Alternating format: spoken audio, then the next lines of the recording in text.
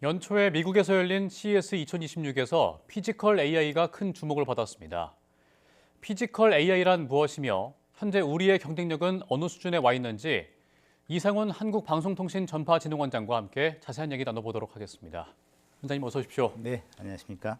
예, 최근에 CES 2026에서 화제가 된 이 아틀라스로 인해서 피지컬 AI가 뜨겁게 달아오르고 있는데요.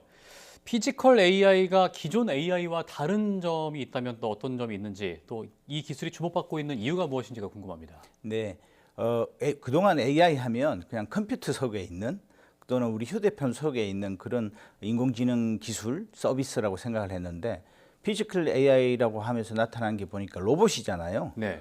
근데 이게 왜 요즘은 피지컬 AI라고 부르느냐? 이제 이것이죠. 근데 이 피지컬 AI는 기존 AI와 다른 것은 로봇이라는 몸을 가졌다는 것이죠. 그 몸이 스스로 주변 환경을 인식하고 이해하고 그리고 해야 할 일을 할 수 있도록 하는 그런 AI 기술을 피지컬 AI라고 하니까 이제는 소프트웨어와 하드웨어가 결합된 기술이라는 측면에서 가장 차이가 있다 이렇게 보시고 그래서 굉장히 많은 주목을 받고 있는 것 같습니다. 예. 근데 피지컬 AI의 형태가 다양한 것으로 알고 있거든요. 근데 말씀 주신 지금 사람 모양인 휴머노이드가 지속해서 좀 이슈가 되는 이유가 뭘까요? 네, 그동안에 우리가 알고 있는 이런저런 로봇들은 그냥 특정 목적, 특정 작업에 국한된 그런 로봇이었죠. 물론 뭐 그 로봇들도 나름 지능을 좀 가지고 있지만 네. 그러나 휴머노이드 로봇이라는 것은 결국은 우리 인간이 여러 가지 일을 다양하게 할 수 있지 않습니까? 이처럼 이제 피지컬 AI도 기존의 로봇 또는 자동화 기계가 인간의 모습을 하고 인간처럼 활동을 할 수 있어야만이 실제로 다양한 일을 할 수 있다는 것이 결국은 우리 인간 스스로를 보면은 그래서 우리랑 닮아야 되는구나. 그래서 휴머노이드 로봇으로 진화하고 있고 앞으로 이 추세는 계속될 것 같습니다. 그렇군요. 네. 근데 몸을 가진 AI라고 하면 아무래도 이 하드웨어가 중요할 것 같은데 이 피지컬 AI를 구성하는 하드웨어는 어떤 게 있을까요? 네, 아주 중요한 질문이신데요. 로봇이 사실은 움직이는 것이 굉장히 좀 신기하기도 합니다. 어떻게 보면. 예. 그래서 이제 특히 이제 관절 이런 거 되게 관절이 있음으로 해서 뭐 걷거나 뛰거나 점프하거나 이렇게 이런 물건을 나르거나 할 수 있지 않습니까? 예. 그래서 이제 이 핵심 하드웨어를 말씀을 드리면 우선 환경을 이해할 수 있도록 하는 센서가 있어야 되고요. 그 다음에 센서로 들어온 정보를 바탕으로 해서 뭔가 행동을 해야 되니까 그 움직이게 하는 액추에이터라는 게 있습니다. 그리고 또 이 과정에서 인식하고 행동을 결정하고 또 피드백을 할 수 있는 두뇌 역할을 하는 AI 반도체와 거기에 담겨 있는 소프트웨어가 중요하다고 할 수 있겠죠.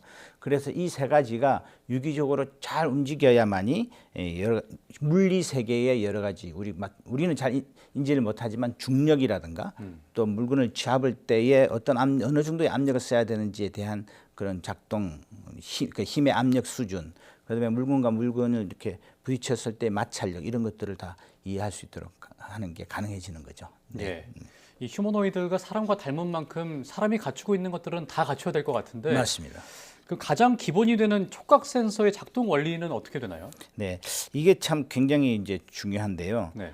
우선 제일 중요한 거는 아까 처음 말씀드린 이 촉각 센서가 주변 환경을 이해한다고 하지 않았습니까? 그렇다면 뭘 이해해야 되느냐? 첫째, 물리적인 그 환경 그 속에서의 성질을 이해하죠. 금방 제가 말씀드린 뭐 마찰력이나 충격, 중량, 또 뭐 관성, 또 어떤 물체 표면의 질감 이런 것들을 감지하고 이 데이터를 통해서 지금 대상 물체를 모델링을 하죠. 그래서 모델링을 통해서 이 식별하고 이 대상 물체를 가지고 뭘 어떻게 해야 되는지를 이제 알게 되는 것입니다. 두 번째는 이제 가상 센서 기술인데요. 센서로부터 식별된 이렇게 물리적 성질을 시뮬레이션을 통해서 뭐 직접 측정하지 못한 그런 작은 미세한 진동이라든가 이런 것도 이해를 할 수가 있게 됩니다.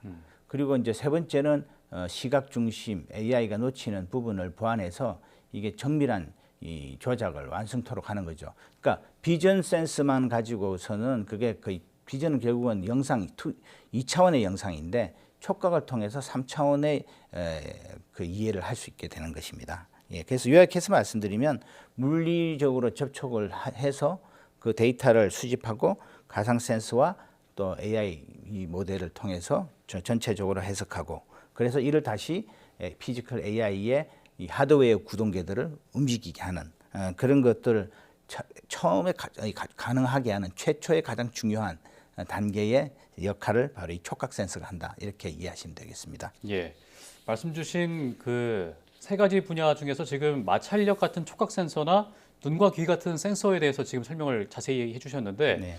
또 피지컬 AI가 사람처럼 움직이려면 금방 말씀 주신 그 근육 역할을 하는 액추에이터가 되게 중요할 것 같거든요. 네, 그렇습니다. 액추에이터 기술은 현재 어느 단계까지 와 있나요? 예, 액추에이터 기술이 그동안 상당히 괄목할 만한 발전을 했다고 보면 되겠습니다. 우선 액추에이터에도 이제 크게 보면 이 세 가지 핵심 부품이 있는데요. 첫째는 이제 서버 모터라는 게 있습니다.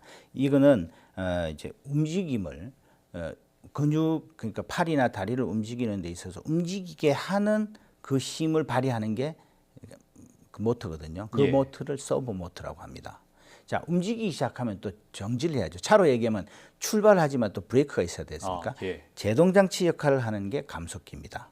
근데 이게 그냥 서는 게 아니라 매우 적절하게 상황에 맞게 감속을 하는 기술이 담겨 있는 그 부품이죠. 감속기가. 그다음에 또 이제 로봇 움직임을 보시면 또 굉장히 중요한 게 회전입니다. 우리 모든 관절이 다 회전하지 않습니까? 우리 사람 예. 몸도 그렇고 로봇도 마찬가지로요. 이 회전을 하는 그런 위치를 감지하고 그에 맞춰서 피지컬 AI가 자연스럽고 정교하게 움직일 수 있도록 하는 거거든요.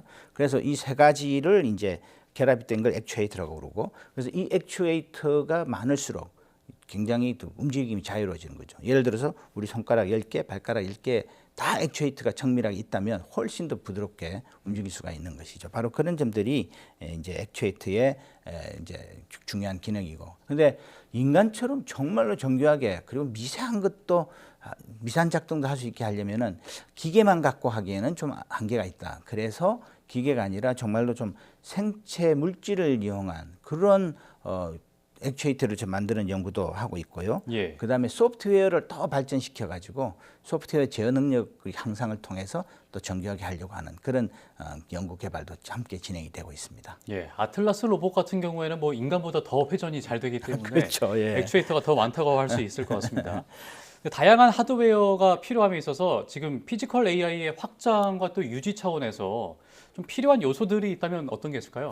예, 뭐 무엇보다도 금방까지는 더 좋은 기술, 정교한 기술 얘기했지만 많이 사용하려면 그만큼의 또 이제 생산 단가가 낮아져야 되겠죠. 네. 왜냐하면은 지금 말씀드린 액추에이터나 이런 기술들이 상당히 이제 고가입니다. 자, 그렇다면은 어떻게 하면은 좋은 그 기능을 갖고 있으면서도 저렴하게 만들 수 있느냐. 생산과 제조업 분야에서의 혁신이 필요한 거죠. 그래서 이제 이 분야에 앞선 나라들이 일본하고 스위스입니다. 특히 이 구동 모터라든가 감속기라든가 해서 이 두 나라가 아주 잘하고 있는데요. 예. 근데 우리나라도 상당히 지금 빠르게 발전하고 있습니다. 그래서 우리 기업이 지금 세계 최고 수준의 기술에 점점 더 가깝게 근접하는 기술 그리고 그런 기업들이 나오고 있어서 다행이라고 생각을 하고요. 그 다음에 또 이제 중요한 거는 이 비싸고 정교한 기술 기기 부품들이 사실 내구성을 가지는 게 중요하죠. 굉장히 잘 하는데 이제 얼마 쓰지 못하면 또 뭐 고장이 난다든가 또는 수리를 지속적으로 자주 해야 된다면 사실 현실 환경에서 쓰기는 곤란하겠죠. 예. 그래서 그런 내구성을 갖도록 하는 그런 기술 이런 것도 중요하다고 말씀드리겠습니다. 예. 이제 소프트웨어 분야로 한번 넘어가 보도록 하겠습니다. 지금 피지컬 AI의 두뇌라고 불리는 월드 모델, 네. 이게 또 어떤 건지 궁금한데 한번 설명을 부탁드립니다. 네, 가장 간단하게 좀 이거는 비유로 설명을 드리는 게 좀 쉬울 것 같습니다. 우리 자율주행차 그리고 지금 요즘 현실에서는 도로 위에 반자율주행 기능이 차에 탑재되어 있지 않습니까? 예. 그런데 이제 반자율이든 자율이든 보면은 차에 지도가 들어가 있죠. 그건 데이터입니다. 그 지도를 읽고 차가 이제 그 지도에 따라서 목적지로 가는 거 아닙니까? 그렇죠? 예. 그러면 가는 그 차 자체는 하드웨어죠. 그런데 이 지도와 데이터와 이거를 읽어내는 소프트웨어 그리고 움직이는 차가 어떻게 결합이 돼야 차가 진짜 그렇게 가는 것일까? 그 중간에 연결 역할을 하는 게 바로 피지컬 AI에서 월드 모델이라고 하는 것입니다. 아, 그런데 이 자동차는 어떻게 보면 상당히 좀 이미 정해진 도로가 있고 지도가 있어서 그냥 따라가기만 하면 되는데 피지컬 AI는 아까 말씀드린 휴머노이드는 인간이 하는 모든 좀 일을 다 수행할 수 있도록 하는 것이 목표이기 때문에 굉장히 복잡한 데이터가 필요하죠. 근데 이 데이터를 지도처럼 이렇게 평면적인 데이터만 갖고는 부족합니다. 왜냐하면 우리 3차원 세계에서 살고 있으니까요. 근데 3차원 세계를 이 AI 피지컬 AI가 어떻게 학습할 수 있을까요? 모든 걸 그대로 아까 촉각 센서도 말씀드렸지만 그런 걸로 통해서 학습한 데이터를 그거를 2D 이미지부터 시작해서 3D 공간 이제 지능으로 이렇게 진화시키면서 디지털 트윈이라고 아마 들어보셨을 겁니다. 예. 디지털 트윈을 기반으로 한 시뮬레이션과 결합시켜 가지고 이제 이 월드 모델을 이렇게 통해서 학습하고 추론하는 그런 성능을 가지게 되는 것이죠. 그래서 이제 이 과정이 사실은 굉장히 어려운 작업이고 여기서 피지컬 AI를 만들어내는 또 개발하는 능력의 승부가 판가름 나지 않을까 생각하고요. 그래서 디지털 트윈 기술이 예전에 굉장히 이제 각광받았었고 지금도 산업에 곧 여러 영역에서 쓰이고 있지만 이제 더 본격적으로 많이 활용될 것 같습니다. 예. 네. 근데 피지컬 AI가 중단 없이 동작을 하려면 이 통신 환경이나 좀 자체적인 연산 이런 것들에 대해서 대처 능력이 더 중요할 것 같은데 네. 이 부분에 대해서는 좀 어떻게 보십니까? 네, 맞습니다. 피지컬 AI는 결국은 일부 자기의 두뇌 작업이라든가 정보 습득은 자체 내장된 어떤 그 데이터나 또는 프로그램 통해서 하기도 하고 그런 걸 이제 엣지 컴퓨팅이라고 그러고요. 예. 아니면 통신을 통해서 또 전달을 받기도 해야 됩니다. 그러면 통신을 통해서 전달을 받아야 하기 때문에 그 통신이 끊기거나 또는 느려지면 안 되죠. 끊기면 물론 당연히 안 되고 이 속도도 굉장히 빨라야 됩니다. 우리 이제 흔히 지연성이라고 얘기하는데요. 그러니까 1000분의 1초 이하로 이 통신 속도가 끊김없이 그대로 또 속도도 마찬가지고 그렇게 심리사도 아주 매끄럽게 전달이 돼야만이 피지컬 AI가 계속적으로 움직일 수 있고요.